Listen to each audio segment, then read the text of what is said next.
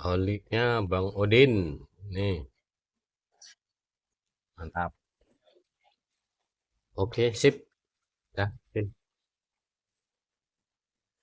Oke, jadi selamat beraktivitas semua buat teman-teman semua pecinta otomotif. Jadi kali ini kita akan coba mempraktekkan gimana sih cara memeriksa ya mobil Matic itu ada kendala atau tidak. Ini contohnya untuk mobil Toyota Calya ya. Jadi yang pertama yang harus kita periksa yaitu ketika kunci kontak on ya, AT ini harus nyala ya. Ternyala terus nanti sekian detik dia harus mati. Tapi kalau dia kontak on ya, ini tulisan AT yang ada di sini ya, itu tidak ada kemungkinan tulisan AT itu biasanya ditutup ya. Ditutup supaya trouble-nya tidak kelihatan ya. Jadi hati-hati untuk pembeli mobil Matic ya. Itu diwajibkan ya. AT ini harus nyala ketika kunci kontak on ya, terus sekian detik dia padam. Terus starter oke, normal semua ya, lampu harus posisi mati semua ketika mesin hidup ya, baik ini lampu ABS dan lain-lain, cek engine ya, indikator ini semuanya kontak on harus nyala dulu, baru kalau mobil di starter ya dia harus mati semua. Tuh, harus mati. Terus sekian. Terus sekarang coba kita mundur. Nah, ini ya yang menjadi patokan awal biasanya. Ketika Matic itu bermasalah ya, ketika Matic itu mulai bermasalah, ketika tuas ini kita arahkan ke R ya, ataupun mundur, itu biasanya akan terjadi hentakan ataupun jeduk istilahnya ya. Dia harus halus seperti ini ya.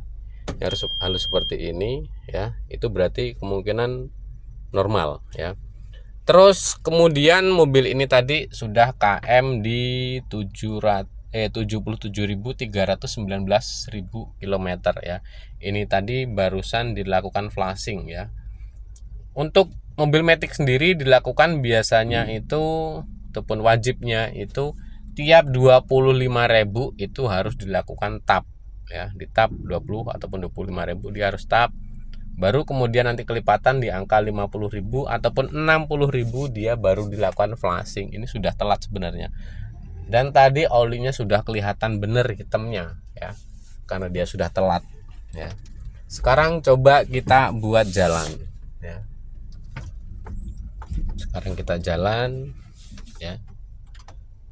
Oke, sekarang langsung saja kita arahkan ke posisi D ya. Untuk 2, 3 itu biasanya untuk tanjakan dan turunan curam ya. Untuk yang jalan datar ataupun biasa-biasa aja, gunakan selalu untuk gigi D ataupun drive ya. Itu untuk jalan datar ya, dan untuk kecepatan tinggi itu arahkan ke D aja. Nah, ketika mobil tersebut sudah buat jalan ya, ini di RPM 1000 ya, terus kilometer kecepatannya itu sekitaran 20 km kecepatannya ya. Dia akan terasa perpindahannya itu sangat lembut dan halus ya. Itu salah satu tanda bahwasanya Matic itu kondisinya sehat ya. Itu ini di kecepatan 20 km per jam dan RPM sekitaran 1000, dia otomatis akan berpindah sendiri ya, dan pindahnya itu cukup halus, dia tidak ada hentakan.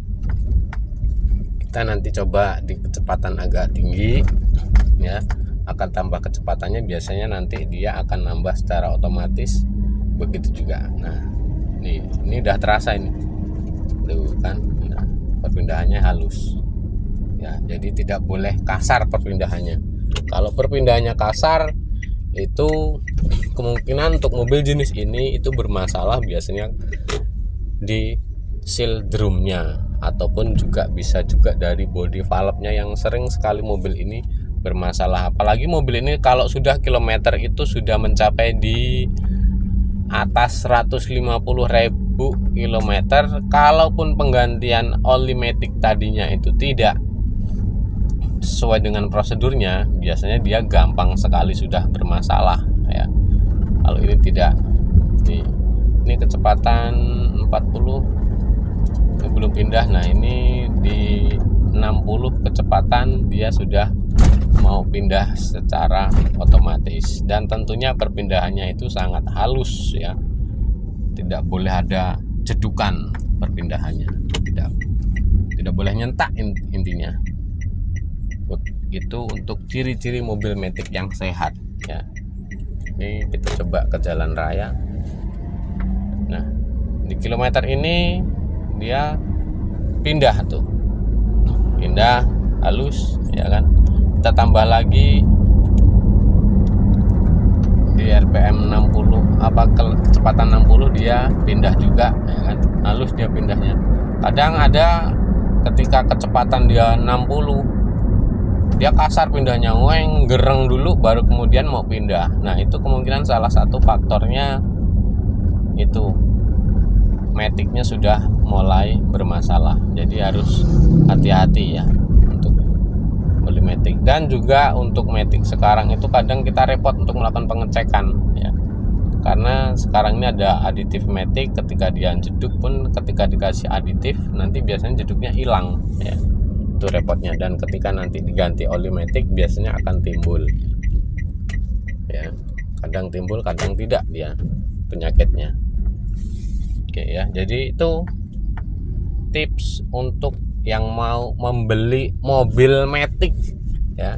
Jadi untuk mobil matic jenis masih konvensional ya, ada lagi yang matic CVT ya, dan itu cara meriksanya pun juga sama ya, sama seperti ini tadi cara meriksanya ya. Oke ya, jadi terima kasih untuk yang sudah mau menonton ya. Salam otomotif ya, tetap semangat.